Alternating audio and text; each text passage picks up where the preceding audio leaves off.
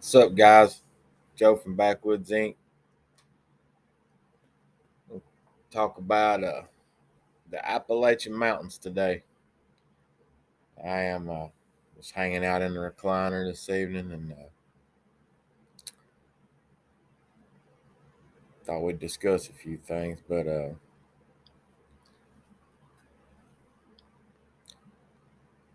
when it comes to hill country, I think of hills, being like a small ridge along the river or along some farm country, something like that. A ridge that might go up a couple benches and then not be very high, like 600 to 800 in elevation. You know, not these steep ridges like that are in northeast Alabama and say, for instance, the Smoky Mountains, North Carolina, places like that. Here in the Appalachian Mountains where I live, I actually live in the southern portion of them in the Cumberland Mountains. But not seeing the same buck bedding as some guys are seeing in the hill country. I do believe that mountain ranges is the higher the elevation is, the more difficult, more you know, different types of elevations that you're going to see, different bedding. Let me put it that way. Let me cut this fan off. I've been noticing that when you get into elevations that are from, say, for instance, 800 to 3,000 feet. There's some mountains that I've hunted in North Georgia that are over 4,000 feet. And when you get up in these big giant mountains, it's just a lot of different thermals, and the wind's different, and the bedding is definitely different. I mean, you're hunting something like the Appalachian Mountains that has its own weather system.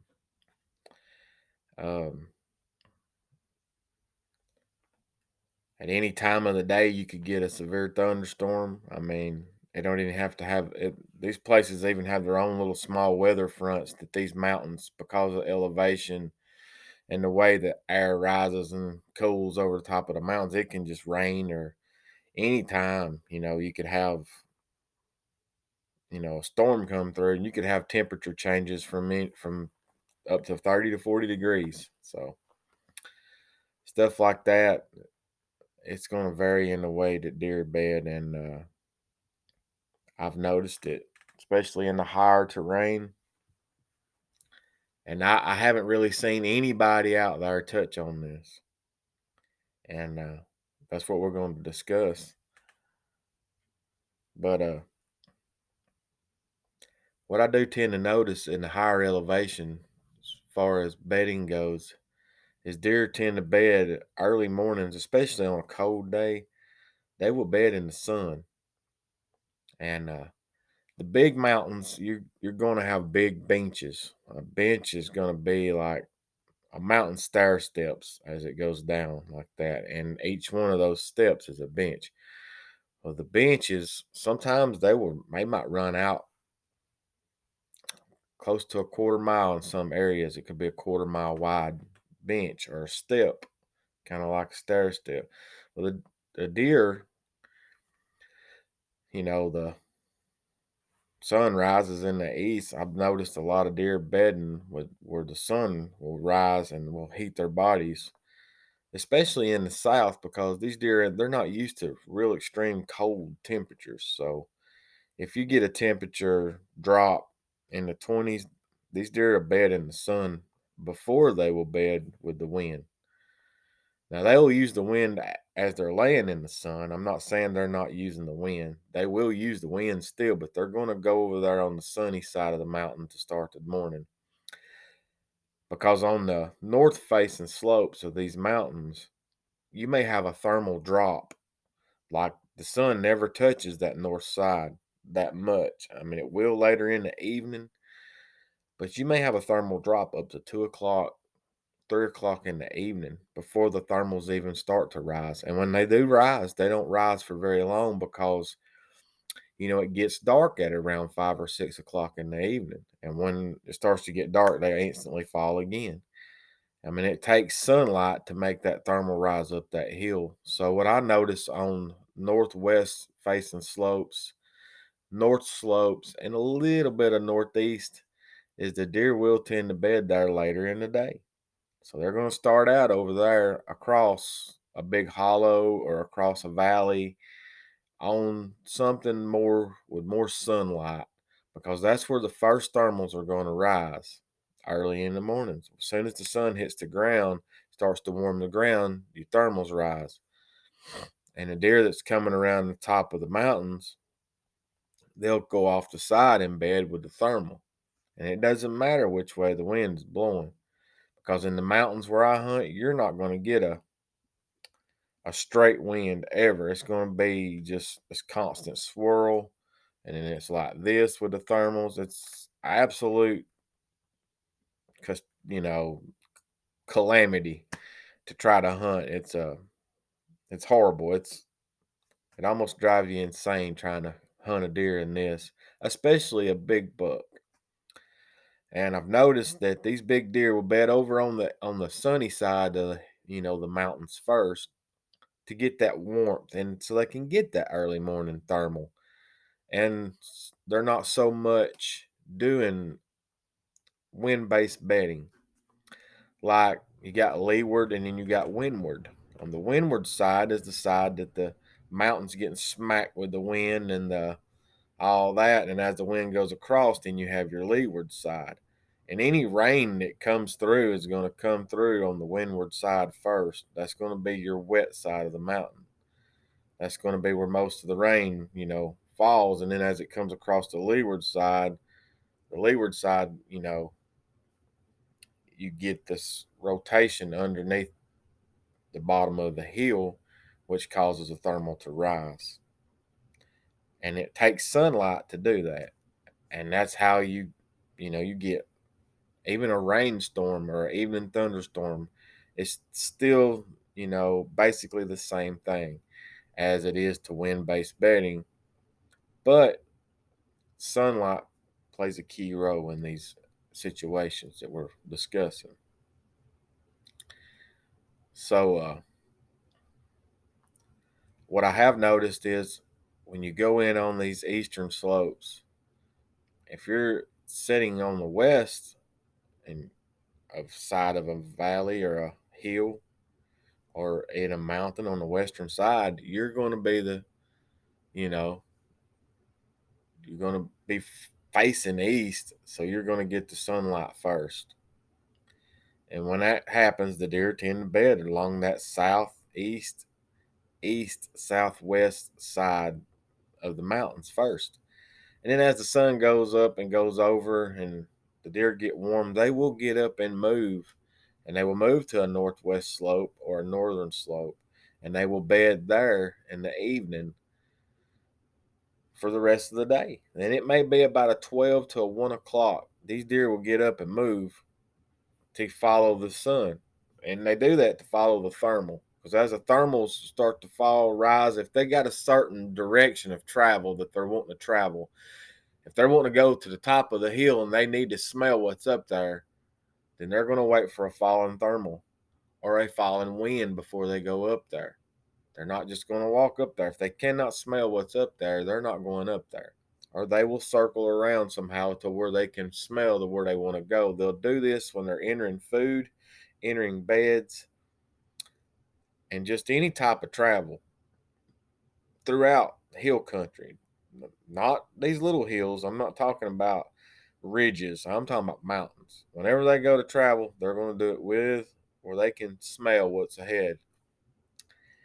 And I've noticed that, and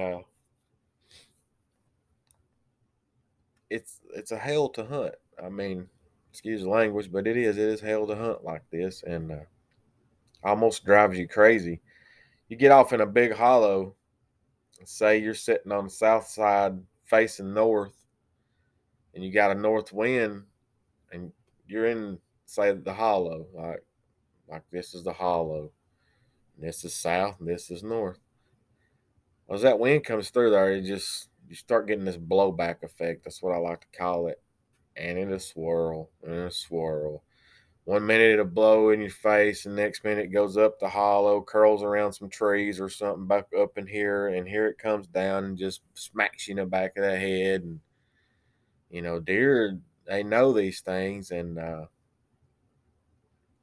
they take advantage of that, and they'll bed, where they can have a wind hitting them in the face, and then the wind hitting them in the back of the head, and then they have a thermal doing this, and it's crazy to try to hunt a deer in some of these terrains that I'm talking about. When you get up about 3,500 feet, and it's just straight down bluffs and cliffs and stuff like that, you got to find pinch points in these mountains to kill a deer. You have to find gaps, because sometimes it'll be a bluff or basically a cliff. It'll be straight down. There's no way a deer can even climb to get up out of these bowls, these hollows that I'm talking about. When you find a place where they can get up, that's a good place to hunt, because a lot of times they're just down here walking around back and forth inside of the mountain. They can't get out. They're trapped. And they will find these pretty much goat trails that go through. It looks like hunting mountain goat would live in. There'd be so many rocks and boulders, and man just almost cannot get in some of these spots without ropes and D rings. I mean, you almost have to rappel in something like this or come in from the valley. And then it would take you half a day to hike to the top to hunt this thing some of these mountains. So if you can go around and you start finding cliff, and it's just a cliff for, say, half a mile, when you do find a place where you can get off, there's going to be a deer trail there. And according to buck sign that you find on top of the ridge and what's down on the side of the ridges, you can get deer coming up these gaps. Sometimes it may be a water drainage. It could be a hollow that runs off. It could be a point that shoots down that could get you off that bluff or the cliff. A bluff and a cliff is pretty much the same thing. I mean, it's very steep. You can't get down it. Sometimes it'll be rock faced. I'm talking some of it'd be just completely straight down. And if you're a gun hunter, sometimes you can set up on top of these cliffs and shoot down on the benches, a couple benches down if the leaves have fallen, and you can see down, as long as you don't have a falling thermal. And you can hunt and take deer successfully this way with a gun. But to be a bow hunter in these big mountains, you really have to pay attention to terrain. And these terrain features that you're looking for is going to be gaps and pinches that where there's something that's going to naturally let deer come from point A to point B, and you can take advantage of hunting in these situations. So I will put a few pictures throughout this video once I've edited it and show you the stuff that I'm talking about. So basically, what you have early in the morning, you're facing the sun. Say you set up on the sunny side trying to harvest a buck that's coming into bed for warmth and to get the first rising thermals. Well, you go in and you set up, and you're doing it in the morning.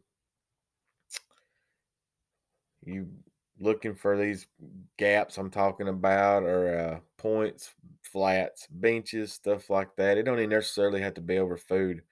And these deer, they will bed in the openness stuff where they can see, because they're not really bedding because of having cover. They don't have to have cover in these big mountains. They'll bed out in open timber. They'll bed they don't even have to be no timber there. I mean, they'll just bed anywhere as long as they have the warmth and a thermal. They're not looking for cover. So like if you take a deer that's in a flat situation, they're going to look for cover more. These deer can just go boom, jump off the hill. There's their cover. So I mean, they're using elevation. They will be in a spot where they can see for a long way.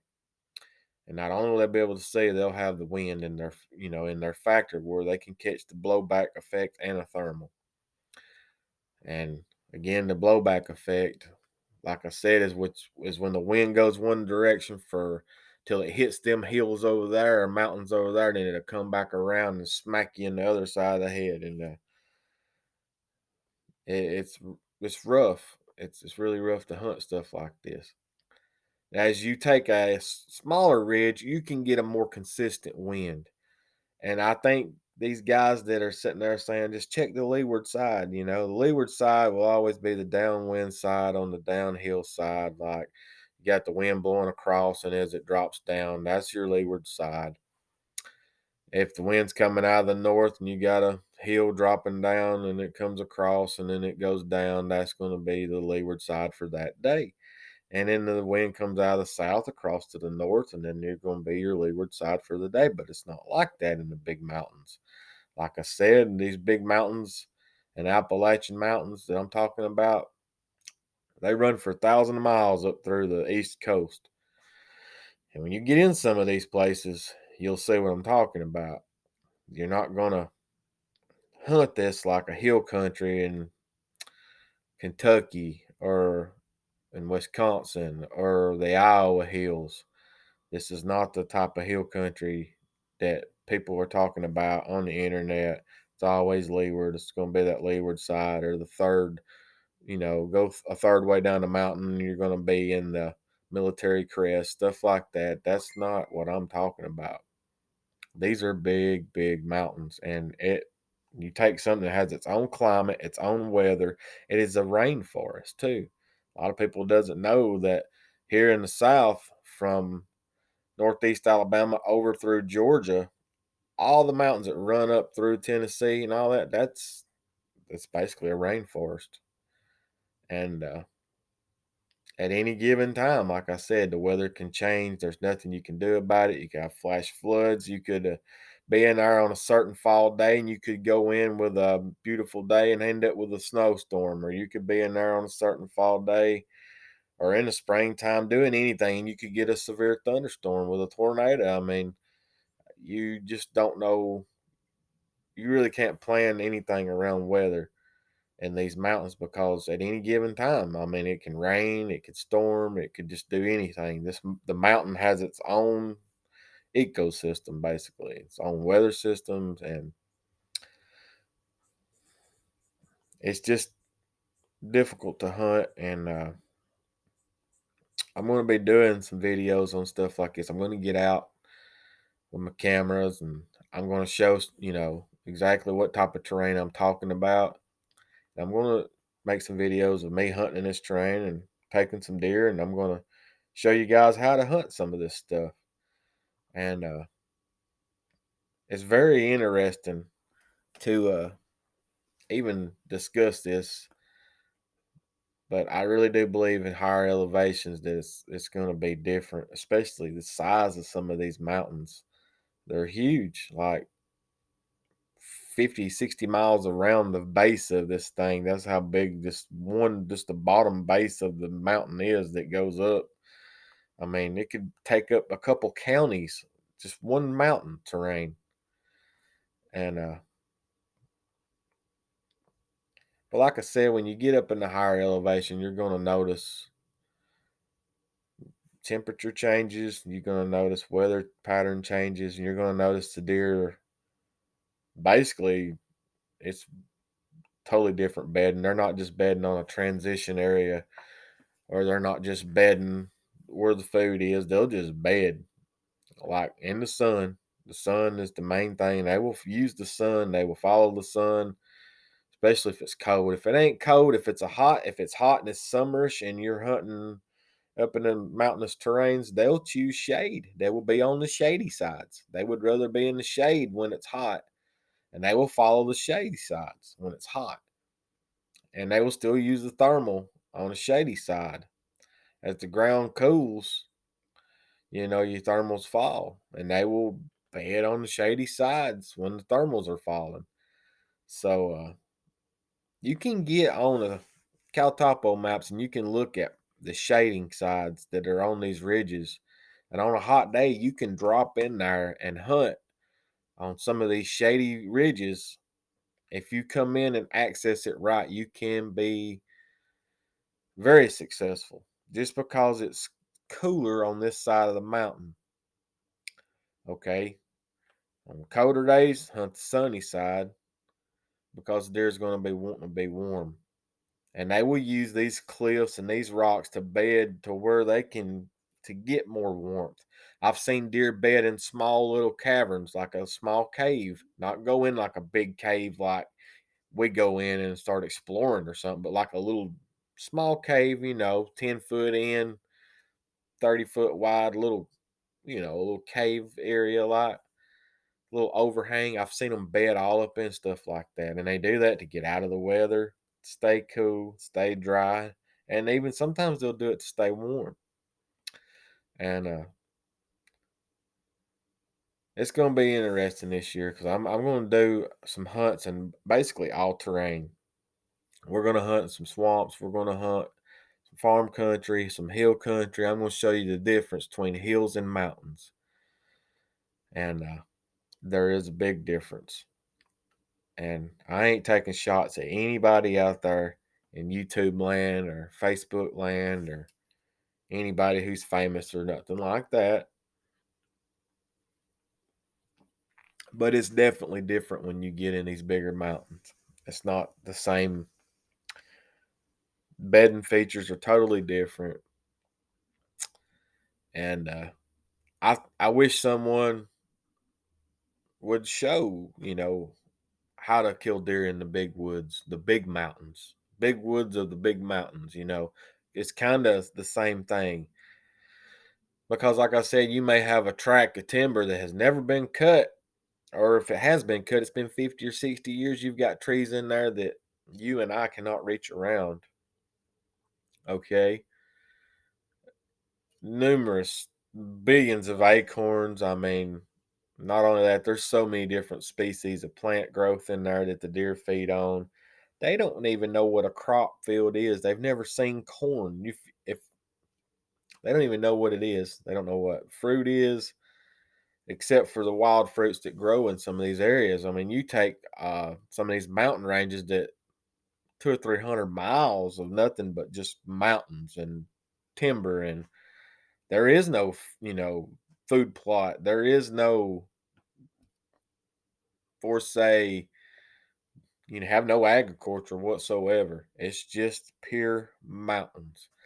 And I'm not talking about mountains out west, like out in Colorado or anywhere like that. I'm talking about the Appalachian Mountains, the West Virginian mountains, the North Carolina mountains, probably parts of Pennsylvania and on up through there on the eastern coast, down all the way to Georgia. South Carolina's got some of these mountains. Tennessee is the Smoky Mountains.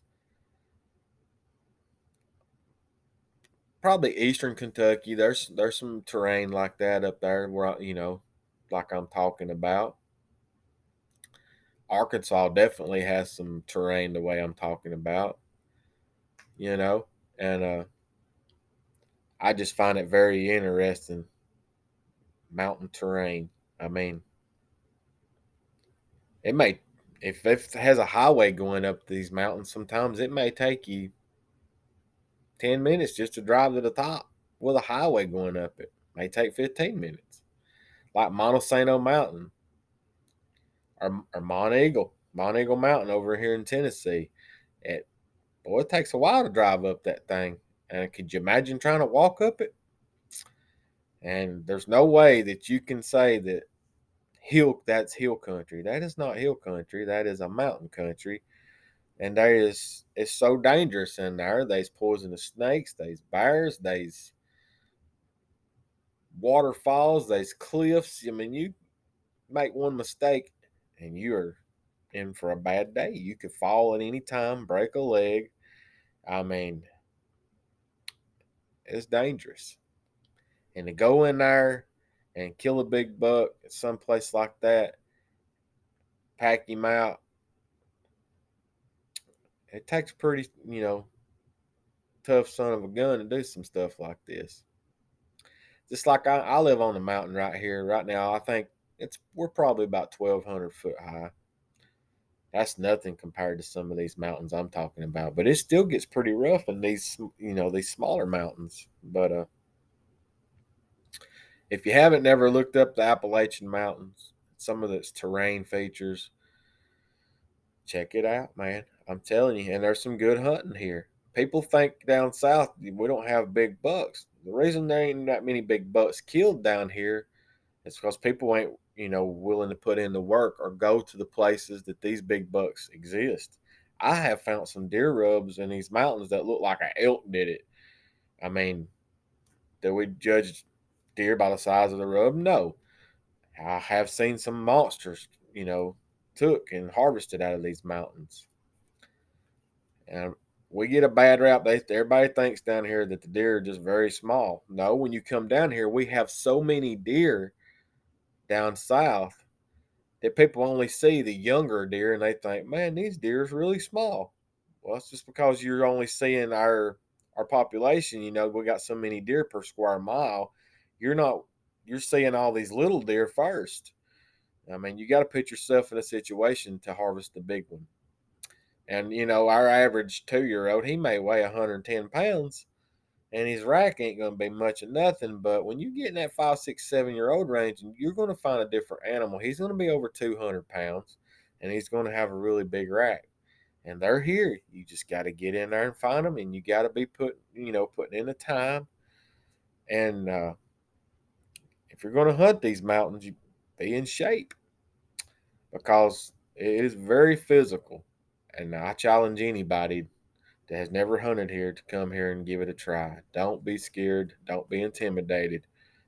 And it doesn't cost that much. You can go over here in Georgia and hunt for a couple $100. You can hunt here in Alabama for a couple $100. And they got lots of good tags, lots of good deer. You can go to Tennessee and hunt a lot of great mountain terrains for not very much money at all and get some good tags and get some good deer. And that's about all I want to talk about right now. But challenge yourself, guys. Don't just stick to these flat lands. Don't just stick to hunting swamps, stuff like that. Swamp is a chore too. You're going to get wet. People, they don't want to get wet, so they won't hunt the swamps. We're going to do a little bit of everything. I appreciate you guys tuning in. If you would like and subscribe. And like I said, I'm going to try to get more video footage and stuff. I understand it's easy for a guy to sit here in the recliner and talk about stuff like this, but I mean, we're still a little ways, about 6, 8 weeks out from the season for here in Alabama. So just hold on to your hats and keep tuning in. And I'll get you guys some good content. See you guys.